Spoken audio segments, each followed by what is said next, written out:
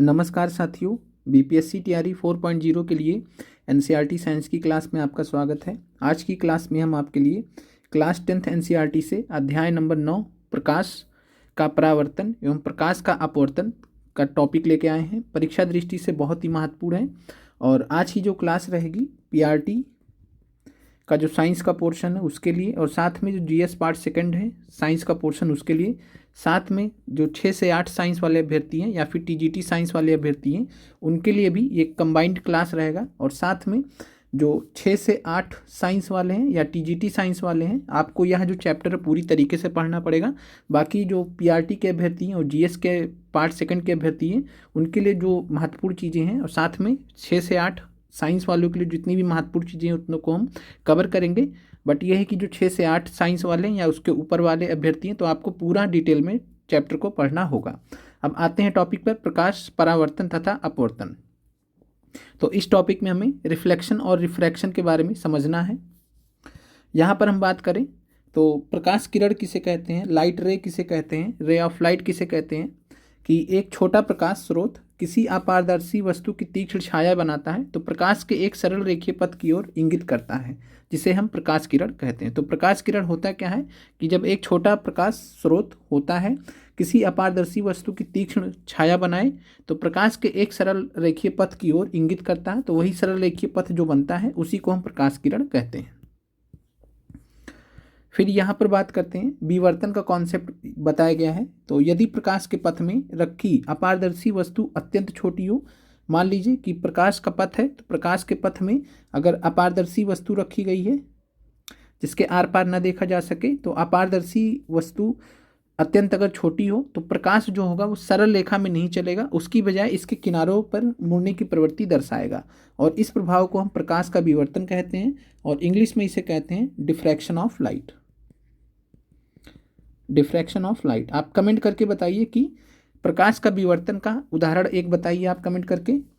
और आप लोग से जब कोई सवाल पूछा जाए तो आप लोग कमेंट जरूर करा करिए, चाहे गूगल करके करिए चाहे अपनी जानकारी से करिए, लेकिन कमेंट जरूर कीजिए। तो यहाँ पर बात करें तो प्रकाश के पथ में रखी अपारदर्शी वस्तु अत्यंत छोटी हो तो प्रकाश सरल रेखा में चलने की बजाय उसके किनारों पर मुड़ने की प्रवृत्ति दर्शाएगा, इस प्रभाव को हम प्रकाश का विवर्तन कहेंगे। फिर बात करते हैं प्रकाश का आधुनिक क्वांटम सिद्धांत है, उसके अकॉर्डिंग आपको ये ध्यान रखना है कि प्रकाश के आधुनिक क्वांटम सिद्धांत के हिसाब से प्रकाश में कण संबंधी गुण तथा तरंग प्रकृति दोनों गुण पाए जाते हैं। तो इसमें आप ध्यान रखिएगा कि जो लाइट होता है जिसको हम प्रकाश कहते हैं, तो लाइट में जो है वेव और पार्टिकल नेचर दोनों मानता है, जिसको हम ड्यूअल थ्योरी बोलते हैं। तो लाइट को एज ए वेव और पार्टिकल दोनों तरीके से मानता है, और उसी हिसाब से यहाँ पे बोला गया है कि नए सिद्धांत ने, प्रकाश का आधुनिक क्वांटम सिद्धांत ने प्रकाश के कण संबंधी गुणों और तरंग प्रकृति के बीच में सामंजस्य स्थापित किया। अब आते हैं यहाँ पर प्रकाश का परावर्तन पर, रिफ्लेक्शन ऑफ लाइट। तो रिफ्लेक्शन ऑफ लाइट होता क्या है, तो उच्च कोटि का पॉलिश किया हुई कोई पृष्ठ हो जैसे कि दर्पण, तो ये अपने पर पड़ने वाले अधिकांश प्रकाश को परावर्तित कर देता है, और इसी प्रक्रिया को हम क्या बोलते हैं, प्रकाश का परावर्तन। तो प्रकाश का परावर्तन होता क्या है कि जब प्रकाश उच्च कोटि के पॉलिश किए हुए पृष्ठ जैसे कि दर्पण इस पे पड़ा और इसके पड़ने के बाद पूरी तरीके से वापस लौट आया, तो इसी प्रक्रिया को हम प्रकाश का परावर्तन कहते हैं। तो प्रकाश के परावर्तन में होगा क्या कि अधिकांश जो प्रकाश पड़ रहा होगा वो वापस आ जाएगा लौटकर, तो परावर्तित हो जाएगा। और इसका एग्जाम्पल, जो बेस्ट एग्जाम्पल है, उच्च कोटि का पॉलिश किया हुआ पृष्ठ जैसे कि दर्पण, जिसको हम इंग्लिश में मिरर कहते हैं। और यहाँ पर हमने क्लास 7th और 8th क्लास एनसीईआरटी में भी आपको जो प्रकाश का परावर्तन है उससे रिलेटेड चीज़ों को पढ़ाया था, तो वहाँ पे नियमित और अनियमित परावर्तन के बारे में भी आपने पढ़ा था, तो वहाँ से उस चीज़ को रिवाइज कर लीजिएगा। अब आते हैं जो परावर्तन के नियम हैं, तो परावर्तन के नियम आपने पहले भी पढ़े हैं। पहला है आपतन कोण परावर्तन कोण के बराबर होता है। तो आपतन कोण को हम एंगल आई से डिनोट करते हैं, परावर्तन कोण को एंगल आर से डिनोट करते हैं। तो angle of incidence is equal to angle of reflection, ये पहला लॉ होता है। दूसरा होता है कि आपतित किरण होगी दर्पण के आपतन बिंदु पर जो अभिलंब होगा तथा परावर्तित किरण सभी एक ही तल में होंगे। और साथ में परावर्तन के ये नियम गोलीय पृष्ठ सहित सभी प्रकार के परावर्तक पृष्ठों के लिए लागू होते हैं। तो ये हमने छोटी क्लासेस में भी पढ़ा है कि परावर्तन के जो नियम रहेंगे वो समान रूप से गोलीय पृष्ठ पर भी और साथ में सभी प्रकार के परावर्तक पृष्ठ जो होंगे उसके लिए लागू होंगे। अब यहाँ पर फिगर के माध्यम से प्रकाश के परावर्तन को समझ लेते हैं कि ये कोई जो है मिरर है, दर्पण है आपके सामने, दर्पण है आपके सामने यहाँ पर, और यहाँ पर प्रकाश की जो किरण है ये आपतित किरण है, इसको हम बोलते हैं आपतित किरण, यानी जो आ रही है इंसिडेंट रे, तो आपतित किरण है प्रकाश की ये। फिर ये क्या करेगी, यहाँ से परावर्तित होगी, तो परावर्तित होकर इधर जाएगी, परावर्तित होने के बाद इसको हम परावर्तित किरण बोलेंगे, रिफ्लेक्टेड रे बोलेंगे, परावर्तित किरण। बीच में अभिलंब होता है जो परपेंडिकुलर बनता है दर्पण से, तो ये पर जो यहाँ पर अभिलंब आप देख पा रहे हैं, तो अभिलंब और आपतित किरण के बीच में जो एंगल बनता है इसको हम बोलते हैं आपतन कोण। नोट कर लीजिएगा कि आपतित किरण और अभिलंब के बीच में जो एंगल बनता है, कोण बनता है, उसको हम आपतन कोण बोलते हैं, एंगल आई से डिनोट करते हैं। और साथ में अभिलंब और परावर्तित किरण के बीच में जो एंगल बनता है उसको हम बोलते हैं परावर्तन किरण। तो आपतन किरण परावर्तन किरण के बराबर होता है, ये पहला लॉ है। और साथ में जो आपतित किरण है, परावर्तित किरण है और अभिलंब तीनों एक ही तल में होंगे। तो ये आपका परावर्तन का जो कॉन्सेप्ट आपको क्लियर हो गया होगा। अब आगे बढ़ते हैं। यहाँ पर समतल दर्पण द्वारा बना प्रतिबिंब सदैव आभासी एवं सीधा होता है। ये आपको याद करना परीक्षा दृष्टि से कि जो समतल दर्पण होते हैं, प्लेन मिरर होते हैं, उनके द्वारा जो प्रतिबिंब बनेगा वो हमेशा आभासी होगा और सीधा होगा। प्रतिबिंब का साइज बिंब वस्तु के साइज के बराबर होता है। प्रतिबिंब दर्पण के पीछे उतनी ही दूरी पर बनता है जितनी दूरी पर दर्पण के सामने बिंब रखा होता है, ये आपको ध्यान रखना है। अब यहाँ पर बात करें तो ऐसे दर्पण जिनका परावर्तक पृष्ठ गोलीय होता है उनको हम गोलीय दर्पण कहते हैं। तो गोलीय दर्पण पर आगे बढ़ने से पहले आपको पूर्ण आंतरिक परावर्तन के बारे में थोड़ा सा परीक्षा दृष्टि से समझ लीजिए। पूर्ण आंतरिक परावर्तन, पूर्ण आंतरिक परावर्तन जिसको हम टोटल इंटरनल रिफ्लेक्शन बोलते हैं। आपसे परीक्षा में इसके उदाहरण पूछे जाते हैं, तो total internal reflection, total internal reflection, पूर्ण आंतरिक परावर्तन। तो पूर्ण आंतरिक परावर्तन के उदाहरण आप नोट कर लीजिए कि रेगिस्तान में जो मरीचिका दिखता है या मृगतृष्णा होती है, मृगतृष्णा का मतलब होता है कि पानी दिखता है लेकिन पानी होता नहीं है, तो वो किसके वजह से होता है, पूर्ण आंतरिक परावर्तन के कारण। ये आपको गर्मी में जो रोड है डामर का, तो डामर की रोड पे भी आपको मृगतृष्णा हो सकता है। आपको चलेंगे, आपको लगेगा जो इतनी तेज़ धूप पड़ रही होगी कि आपको लगेगा कि रोड पर पानी इकट्ठा है, लेकिन जब आप वहाँ पे पहुँचेंगे तो आपको पानी नहीं दिखेगा। तो कुछ ऐसा ही रेगिस्तान में दिखता है, इस कॉन्सेप्ट को हम मृगतृष्णा बोलते हैं। फिर है हीरे की जो चमक होती है, हीरे की चमक होती है वो किसके कारण होती है, तो पूर्ण आंतरिक परावर्तन के कारण। फिर तीसरा उदाहरण है ऑप्टिकल फाइबर में। ऑप्टिकल फाइबर आप सभी ने देख रखा है, जो इस समय वाईफाई वगैरह लगता है, तो ऑप्टिकल फाइबर में प्रकाश किरणों का संचरण, तो ऑप्टिकल फाइबर में प्रकाश किरणों का जो संचरण होता है वो कैसे होता है, किस प्रक्रिया द्वारा होता है, तो टोटल इंटरनल रिफ्लेक्शन के द्वारा। इसके अलावा एक जो है जांच होती है एंडोस्कोपी। तो एंडोस्कोपी जो होता है, तो एंडोस्कोपी इसमें भी पूर्ण आंतरिक परावर्तन का उपयोग किया जाता है। एंडोस्कोपी के माध्यम से जो हमारे शरीर के अंदर का जो भाग है उसमें अगर कुछ दिक्कत वगैरह हो तो जांच के माध्यम से, एंडोस्कोपी के माध्यम से देखा जा सकता है। अब आगे बढ़ते हैं, गोलीय दर्पण की बात करते हैं। तो गोलीय दर्पण में, जिसको हम स्फेरिकल मिरर्स कहते हैं, तो गोलीय दर्पण होता क्या है, तो ऐसे दर्पण जिनका परावर्तक पृष्ठ गोलीय होगा तो उनको हम गोलीय दर्पण कहेंगे। गोलीय दर्पण की बात करें तो गोलीय दर्पण का जो परावर्तक पृष्ठ है वो अंदर की ओर हो सकता है या बाहर की ओर वक्रित हो सकता है। तब और पहला केस है यहाँ पर कि गोलीय दर्पण जिसका परावर्तक पृष्ठ अंदर की ओर हो और यथार्थ गोले की केंद्र की ओर वक्रित हो, तो उसे हम अवतल दर्पण कहेंगे। अवतल दर्पण यानी कि कॉनकेव मिरर।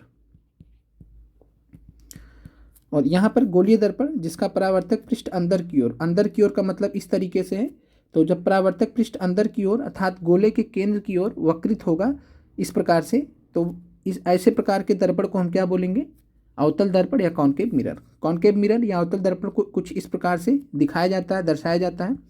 फिर आते हैं वहाँ गोलीय दर्पण जिसका परावर्तक पृष्ठ बाहर की ओर वक्रित रहेगा, उसको हम उत्तल दर्पण कहेंगे, इंग्लिश में कॉन्वेक्स मिरर कहेंगे। तो इसका फिगर के माध्यम से देख लीजिए, उत्तल दर्पण का उदाहरण है और यहाँ पर अवतल दर्पण का उदाहरण है। तो उत्तल दर्पण आपको क्लियर हो गया होगा कि गोलीय दर्पण होता है जिसका परावर्तक पृष्ठ बाहर की ओर वक्रित होगा। तो बाहर की ओर वक्रित होने का मतलब है इस तरीके से, तो बाहर की ओर वक्रित है। अब आगे बढ़ते हैं। चम्मच आपने देखा है सभी ने, तो चम्मच का जो अंदर की ओर वक्रित पृष्ठ लगभग अवतल दर्पण की तरह होता है और चम्मच का जो बाहर की ओर उभरा पृष्ठ होता है वो उत्तल दर्पण जैसा होता है। तो ये आपसे परीक्षा में प्रश्न पूछा जाता है कि चम्मच का अंदर की ओर वक्रित पृष्ठ किसकी तरीके से शो करेगा, तो अवतल दर्पण की तरीके से। और चम्मच का जो बाहर का और उभरा हुआ पृष्ठ भाग होता है वो किसकी तरह, तो उत्तल दर्पण की तरह। ये आपको 7th और 8th क्लास में जब हमने पढ़ाया था तो वहाँ पे आपने देखा भी था कि एग्जाम्पल में चम्मच को आप देख भी सकते हैं। चम्मच को जब आप देखेंगे तो एक साइड से आपका चेहरा सीधा दिखेगा, एक से उल्टा दिखेगा, तो उससे आप अंदाज़ा लगा सकते हैं कि अवतल दर्पण है या फिर उत्तल दर्पण है। अब यहाँ पर जो 6 से 8 वाले या ऊपर वाले हैं तो इसको आप डिटेल में देख लीजिएगा, पढ़ लीजिएगा। अब यहाँ पर आगे बढ़ते हैं। ये फिगर वगैरह जो भी कंडीशंस होती हैं आप इसको तैयार कर लीजिएगा, ये जो कंडीशंस होती हैं। बाकी जो पीआरटी वाले आपको थोड़ा यही ध्यान रखना है कि अवतल दर्पण में जो बिंब की स्थिति बनती है 5 केस में यहाँ पर वास्तविक एवं उल्टा बनेगा, एक केस में आभासी एवं सीधा बनता है। तो ये आपको याद रखना है कि पी और एफ के बीच में जब बनता है तो आभासी एवं सीधा बनेगा। बाकी इसके अलावा और कोई भी केस होगा अवतल दर्पण का बिंब बनने का, इमेज बनने का, तो उस केस में वास्तविक एवं उल्टा होगा। सिर्फ एक केस में आभासी एवं सीधा बनता है, कब, जब पी और एफ के बीच में होगा बिंब की स्थिति। अब आते हैं यहाँ पर बाकी जो 6 से 8 वाले इसको डिटेल में अपना देख लीजिएगा, फिगर वगैरह समझ लीजिएगा। अब है अवतल दर्पण के उपयोग। अवतल दर्पण का उपयोग जो होता है, कॉनकेव मिरर के जो यूज़ होते हैं बहुत परीक्षा में आपसे पूछे जाते हैं। तो अवतल दर्पणों का जो उपयोग है सामान्यतः हम टॉर्च में करते हैं, सर्च लाइट में करते हैं। मान लीजिए जंगल में कुछ सर्च करने के लिए जाना है तो जो ऊपर आपने देखा होगा कि जो है हेलमेट की तरीके से, हेलमेट जैसा होता है पार्ट और हेलमेट जैसे पार्ट पे ऊपर लाइट लगा रहता है तो उसी को हम सर्च लाइट बोलते हैं। या वैसे बड़ी लाइट जो हाथ में लेकर हम जाते हैं तो उसको भी सर्च लाइट बोल सकते हैं, दोनों प्रकार के सर्च लाइट। तो टॉर्च, सर्च लाइट वाहन के जो अग्रदीप होते हैं, जो हेडलाइट होते हैं, उसमें प्रकाश का शक्तिशाली समांतर किरणपुंज प्राप्त करने के लिए किया जाता है। तो अवतल दर्पण का उपयोग कहाँ कहाँ किया जाता है, तो पहला टॉर्च में, दूसरा सर्च लाइट में, तीसरा है वाहन के हेडलाइट में। जो बड़े बड़े हेडलाइट्स होते हैं गाड़ी में, उनमें क्या यूज होता है, अवतल दर्पण का। फिर चेहरे का बड़ा प्रतिबिंब देखने के लिए शेविंग दर्पणों का शेविंग मिरर के रूप में उपयोग किया जाता है। और एक चीज़ आपको ध्यान रखना कि अवतल दर्पण का उपयोग हम तभी करते हैं जब हमें कोई छोटी चीज़ को बड़ा देखना रहता है। जब छोटे चीज़ को बड़ा देखना रहेगा तब हम अवतल दर्पण का प्रयोग करते हैं। तो चेहरे का बड़ा प्रतिबिंब देखने के लिए शेविंग दर्पण, जो शेविंग मिरर्स होते हैं, उनमें अवतल दर्पण का उपयोग होता है। फिर दंत विशेषज्ञ अवतल दर्पणों का उपयोग मरीजों के दांतों का बड़ा प्रतिबिंब देखने के लिए करते हैं। तो ये भी आपको उदाहरण पता होगा, कई बार आपसे परीक्षा में पूछा गया है कि दंत विशेषज्ञ किस प्रकार के दर्पण का प्रयोग करते हैं, तो अवतल दर्पण का प्रयोग करते हैं मरीजों के दांत का बड़ा प्रतिबिंब देखने के लिए। फिर सौर भट्टियों में सूर्य के प्रकाश को केंद्रित करने के लिए किस प्रकार के दर्पणों का उपयोग किया जाता है, तो आंसर हो जाएगा अवतल दर्पण। क्लियर है। अब आते हैं उत्तल दर्पण। उत्तल दर्पण में यहाँ पर जो 6 से 8 साइंस वाले, टीजीटी साइंस वाले, आप कंडीशंस देख लीजिएगा सारी। अब यहाँ पर आते हैं, जो उदाहरण समझ लेते हैं कि अगर जो एक छोटा जो उत्तल दर्पण होता है, तो उत्तल दर्पण से हम क्या करते हैं, कोई बड़ी चीज़ होती है, बड़ी चीज़ को हम छोटे में देखते हैं। जस्ट अपोजिट होता है अवतल दर्पण का। तो उत्तल दर्पण पे या कॉन्वेक्स मिरर में हम क्या करते हैं, बड़ी चीज़ को हम छोटे में देखते हैं। किसी ऊंचे भवन, पेड़ का पूर्ण लंबाई का प्रतिबिंब देख सकते हैं छोटे उत्तल दर्पण में। एक जब आप कभी आगरा घूमने जाइएगा तो आगरा किले की दीवार में एक ऐसा दर्पण ताजमहल की ओर लगा हुआ है। तो जो आगरा किला है, आगरे किले पे जब आप जाइएगा तो एक आप गूगल करके या यूट्यूब पे भी देख सकते हैं। तो आगरा किले में की दीवार में एक ऐसा दर्पण लगा हुआ है। कैसा दर्पण है? उत्तल दर्पण है, जो ताजमहल की ओर लगा हुआ है। यदि आप कभी आगरा किला देखने जाएंगे तो दीवार में लगे इस दर्पण में ताजमहल के पूरे प्रतिबिंब को आप देख सकते हैं। तो पूरे ताजमहल जो कि बहुत बड़ा है उसको छोटे से में देखने में हम किसका उपयोग करेंगे? उत्तल दर्पण का। उत्तल दर्पण के उपयोग क्या है? तो उत्तल दर्पण का जो उपयोग होता है सामान्यतः वाहनों के पश्च दृश्य दर्पणों के रूप में किया जाता है। तो जो रियर व्यू होता है, रियर व्यू यानी पीछे का जो भाग होता है, जब गाड़ी चल रही होती है, जब हमें पीछे का पोर्शन देखना हो कि पीछे हमारी कितनी बड़ी गाड़ी आ रही, छोटी गाड़ी आ रही, तो हमें एक छोटे से दर्पण में बहुत सारा कुछ देखना होता है पीछे के साइड का। तो वाहन के पश्च दृश्य में, रियर व्यू में दर्पण के रूप में प्रयोग किया जाता है उत्तल दर्पण का। ये आपको क्लियर हो गया होगा। और ये कहाँ लगे होते हैं? तो दर्पण वाहन के पार्श्व में लगे होते हैं, साइड में लगे होते हैं। ड्राइवर अपने पीछे के वाहनों को देख सकते हैं, जिसमें वो सुरक्षित रूप से वाहन चला सके। उत्तल दर्पणों को इसलिए भी प्राथमिकता देते हैं क्योंकि ये सदैव सीधा प्रतिबिंब बनाते हैं और इनका दृष्टि क्षेत्र भी बहुत होता है। छोटे से में हम बहुत दूर तक का देख सकते हैं, बाहर की ओर वक्रित होते हैं। समतल दर्पण की तुलना में उत्तल दर्पण ड्राइवर को अपने पीछे बहुत बड़े क्षेत्र को देखने में समर्थ बनाते हैं। और इसी प्रकार से आप समझ सकते हैं कि जो बाइक होती है, मोटरसाइकिल होती है, मोटरसाइकिल में भी जो शीशे लगे होते हैं वो कैसे होते हैं? तो उत्तल दर्पण का उपयोग उनमें भी होता है, जैसे कार में होता है, बस कुछ वैसे ही। अब आते हैं गोलीय दर्पणों के लिए परावर्तन के लिए चिन्ह परिपाटी। तो ये सारी जो चीज़ें हैं 6 से 8 वाले और 9 से 10 वाले, आप ये सारा देख लीजिएगा। नियम है सारे, आप इसको याद कर सकते हैं, पढ़ सकते हैं परीक्षा दृष्टि से। बाकी जो यहाँ पर नियम है जिसको हम दर्पण सूत्र कहते हैं, मिरर फार्मूला, तो मिरर फार्मूला आपको पता होना चाहिए कि 1/b + 1/u बराबर 1/f होता है। आवर्धन का जो फार्मूला है ये सब आप देख लीजिएगा 6 से 8 वाले। बाकी पीआरटी के लिए ये आवश्यक नहीं है। बाकी 6 से 8 और 9 से 10 वाले जो अभ्यर्थी हैं, ये जो प्रश्न वगैरह दिए गए एनसीईआरटी में बहुत ही महत्वपूर्ण होते हैं, आप इनको जरूर तैयार करके जाएं परीक्षा दृष्टि से। अब आते हैं प्रकाश का अपवर्तन पर। प्रकाश का अपवर्तन कब होता है? जिसको हम रिफ्लेक्शन ऑफ लाइट बोलते हैं। ये भी आपसे परीक्षा में पूछा गया था, टीआरई 2 में 6 से 8 साइंस में सवाल पूछा गया था। प्रकाश का अपवर्तन सिंपल डेफिनेशन पूछी गई थी उस समय। तो होता क्या है कि जब एक पारदर्शी माध्यम से प्रकाश दूसरे पारदर्शी माध्यम में प्रवेश करता है, तो जब प्रकाश एक पारदर्शी माध्यम से दूसरे में प्रवेश करता है तो प्रकाश की जो चाल होती है उस पर असर पड़ता है। वो कम हो सकती है, ज़्यादा हो सकती है। इसी प्रक्रिया को हम प्रकाश का अपवर्तन कहते हैं।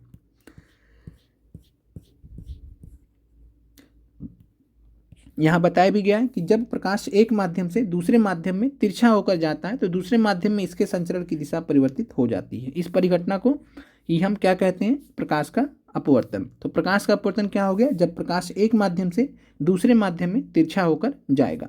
कुछ इस प्रकार से आप समझ सकते हैं कि यहाँ पर प्रकाश ऐसे आ रहा था, इसको जाना था ऐसे, लेकिन चला गया कैसे? ऐसे चला गया या ऐसे चला गया, जैसी भी कंडीशन रहेगी। तो इधर से इधर गया तो भी तिरछा हो गया, इधर से इधर गया तो भी तिरछा हो गया। आगे बढ़ते हैं। प्रकाश के अपवर्तन के कारण सिक्का अपनी वास्तविक स्थिति से थोड़ा ऊपर उठा हुआ प्रतीत होता है। तो कटोरे में पानी डालते हैं, जब पानी में कटोरा वगैरह पड़ा मतलब पानी होता है कटोरे में, उसमें हम सिक्के को डालते हैं तो सिक्का थोड़ा ऊपर हुआ उठा हुआ प्रतीत होता है। तो ये किसके कारण? प्रकाश के अपवर्तन के कारण। कांच के आयताकार स्लैब में से परिवर्तन। तो कांच के आयताकार स्लैब से अपवर्तन का उदाहरण बहुत ही फेमस भी है। तो आयताकार कांच के स्लैब से प्रकाश का अपवर्तन का अध्ययन किया जाता है। और यहाँ पर जो आपको परीक्षा दृष्टि से याद रखना है वो ये याद रखना है, अभी फिगर के माध्यम से आएगा, उसको हम डिस्कस कर लेंगे। यहाँ पहले हम अपवर्तन अपवर्तन जो होता है प्रकाश के एक पारदर्शी माध्यम से दूसरे में प्रवेश करने पर प्रकाश की चाल में परिवर्तन के कारण होता है। तो अपवर्तन आपसे पूछ लिया जा सकता है परीक्षा में कि अपवर्तन क्यों होता है? तो प्रकाश के एक पारदर्शी माध्यम से दूसरे में प्रवेश करने पर प्रकाश की चाल में परिवर्तन के कारण अपवर्तन होता है। अपवर्तन निश्चित नियमों के आधार पर होता है। परावर्तन के नियम लिखा तो ये गलत है, यहाँ पे अपवर्तन होना चाहिए, तो इसको सही कर लीजिएगा। अपवर्तन के नियम कौन से हैं?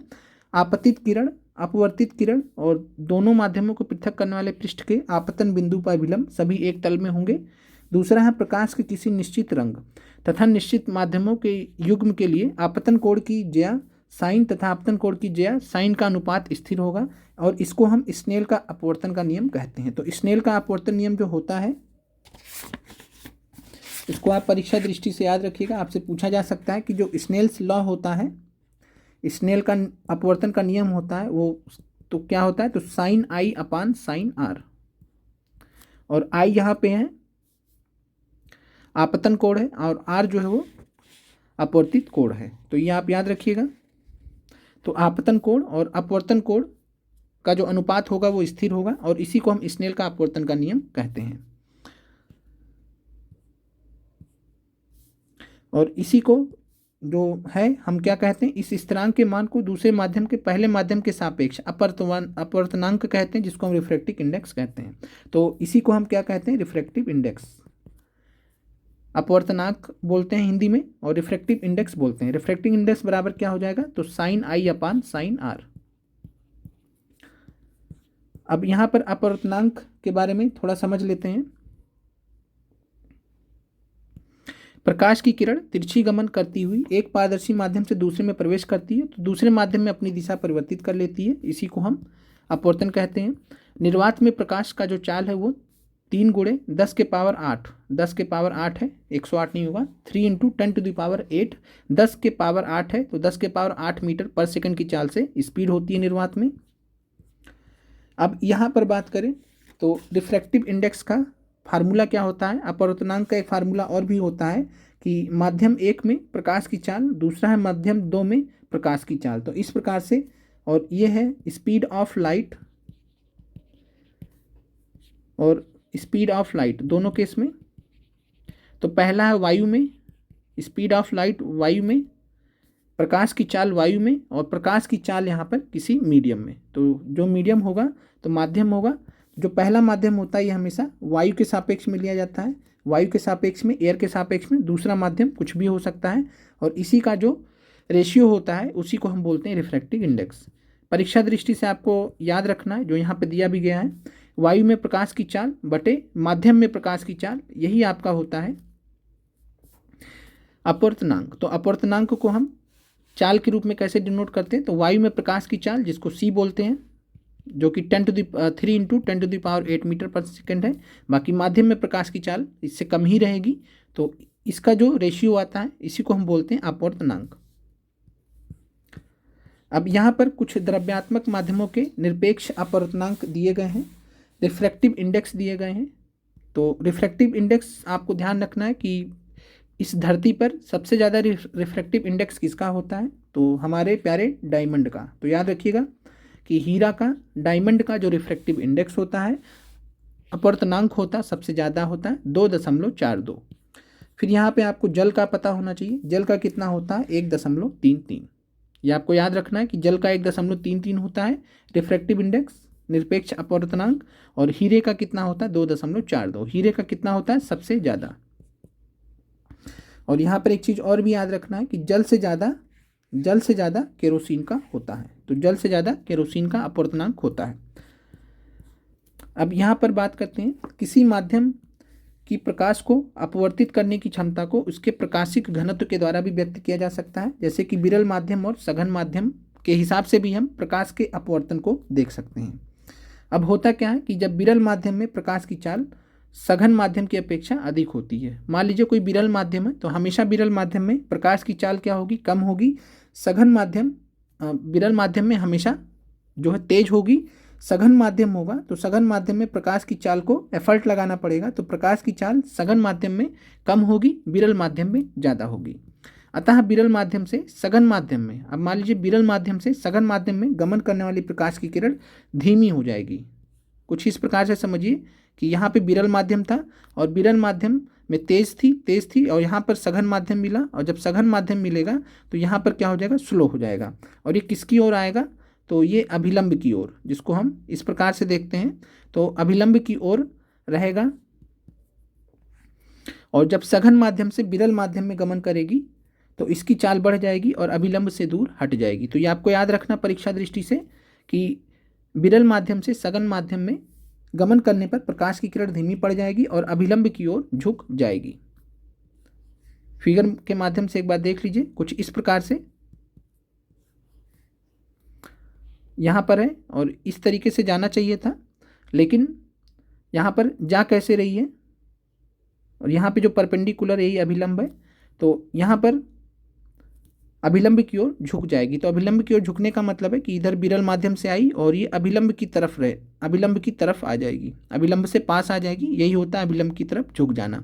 और जब सघन माध्यम से विरल माध्यम में जाएगी, मान लीजिए कि यहाँ से आ रही थी और ये सघन माध्यम था, तो यहाँ से धीरे आ रही थी, यहाँ फिर तेज हो जाएगी।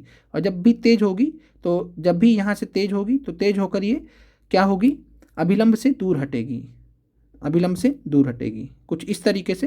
तो अभिलंब से दूर भागेगी, तो इस तरीके से केस हो जाएगा जब सघन माध्यम से विरल माध्यम में गमन करेगी प्रकाश। अब यहाँ पर आते हैं गोलीय लेंस द्वारा अपवर्तन। ये 6 से 8 और 9 से 10 वाले आप लोग देख लीजिएगा, क्योंकि एक ही क्लास में सब कुछ कवर करा पाना संभव नहीं है। बाकी ये सारे पॉइंट्स आप लोग देख लीजिएगा, पीआरटी के लिए जरूरी नहीं है। अब आते हैं लेंस का जो क्षमता होता है, बाकी यहाँ पर लेंस सूत्र भी ध्यान रखिएगा, 1/b - 1/u = 1/f। प्रश्न वगैरह देख लीजिएगा 6 से 8 वाले, 9 से 10 वाले। अब आते हैं लेंस की क्षमता पर, परीक्षा दृष्टि से महत्वपूर्ण है, इसको ध्यान रखिएगा। किसी लेंस द्वारा प्रकाश किरणों को अभिसरण या अपसरण करने की मात्रा डिग्री को उसकी क्षमता के रूप में व्यक्त किया जा सकता है। P = 1/f होता है। लेंस की क्षमता का एसआई मात्रक क्या होता है, तो डायोप्टर होता है। परीक्षा में बहुत बार आपसे पूछा गया, डी से इसको शो किया जाता है। एक डायोप्टर उस लेंस की क्षमता होती है जिसकी फोकस दूरी 1 मीटर होती है। तो एक डायोप्टर उस लेंस की क्षमता होती है जिसकी फोकस दूरी 1 मीटर होगी। उत्तल लेंस की जो क्षमता होगी हमेशा धनात्मक होगी, अवतल लेंस की जो क्षमता होगी ऋणात्मक होगी। तो आप पूछ सकते हैं किसी से, अगर कोई चश्मा लगाए कि पॉजिटिव में आपका पावर है या माइनस में है, तो अगर पॉजिटिव में होगा तो उत्तल लेंस की क्षमता धनात्मक होगी और निगेटिव होगा तो अवतल लेंस की क्षमता ऋणात्मक होती है। तो आप इस तरीके से समझ सकते हैं। तो लेंस की क्षमता का एसआई मात्रक डायोप्टर होता है। और यहाँ पर आपको ध्यान रखना है कि जो सन ग्लास होता है, सन ग्लास में कितना पावर होता है, तो सन ग्लास का पावर 0 होता है। तो सन ग्लास का पावर जो होता है वो 0 डायोप्टर होता है, उसमें कोई भी पावर नहीं होता है। तो उम्मीद करते हैं कि क्लास आपको क्लियर हो गई होगी। दर्पण सूत्र याद रखिएगा, सघन माध्यम से विरल माध्यम में तिरछी गमन करने वाली कोई प्रकाश किरण अभिलंब से परे झुक जाएगी। विरल से सघन माध्यम में तिरछी गमन करने वाली प्रकाश किरण अभिलंब की ओर झुक जाएगी। निर्वात में प्रकाश का स्पीड याद रखिएगा। लेंस सूत्र हो गया, किसी लेंस की क्षमता उसकी फोकस दूरी की व्युत्क्रम होती है और लेंस की क्षमता का एसआई मात्रक डायोप्टर होता है। कौन सा पदार्थ लेंस बनाने के लिए उपयुक्त नहीं है, तो यहाँ पर जल का प्रयोग कर सकते हैं, कांच का प्रयोग कर सकते हैं, प्लास्टिक का कर सकते हैं, जो मिट्टी है इसका प्रयोग नहीं करते हैं। फिर है किसी बिंब का अवतल दर्पण द्वारा बना प्रतिबिंब आभासी सीधा एवं बिंब से बड़ा पाया गया, वस्तु की स्थिति कहाँ होनी चाहिए, तो ये दर्पण के ध्रुव तथा मुख्य फोकस के बीच में होता है। तो बाकी क्वेश्चंस देख लीजिएगा जो 6 से 8 वाले अभ्यर्थी हैं। किसी दर्पण से आप चाहे कितनी भी दूरी पर खड़े हो, आपका प्रतिबिंब सदैव सीधा प्रतीत होता है। संभवतः दर्पण है तो इस केस में या तो समतल होगा या उत्तल होगा। प्रश्न है किसी शब्दकोश डिक्शनरी में पाए गए छोटे अक्षरों को पढ़ते समय आप निम्नलिखित में से कौन से लेंस को पसंद करेंगे, तो यहाँ पर इसका आंसर है 5 सेंटीमीटर फोकस दूरी का उत्तल लेंस लगाकर हम पढ़ेंगे। फोकल लेंस में मतलब उत्तल लेंस ही क्यों लगाएंगे, क्योंकि उत्तल लेंस से हम पढ़ पाएंगे 5 सेंटीमीटर फोकस दूरी। फिर यहाँ पर किस प्रकार का दर्पण प्रयोग होगा, तो किसी कार के अग्रदीप हेडलाइट में हमेशा अवतल दर्पण का प्रयोग करेंगे, कॉनकेव मिरर का। किसी वाहन का पार्श्व पश्च दृश्य दर्पण जो होगा वो उत्तल दर्पण वहाँ पर हम प्रयोग करेंगे। कॉन्वेक्स मिरर, सौर भट्टी में अवतल दर्पण। ये आपको क्लियर हो गया होगा।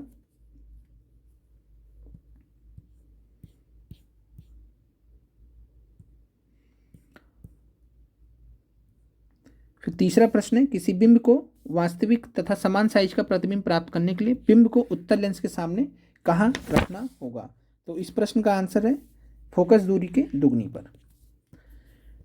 तो ये आपका क्लास आज का समाप्त होता है। इसके बाद आपका जो चैप्टर रहेगा बहुत ही महत्वपूर्ण चैप्टर रहेगा, जिसका नाम है मानव आँख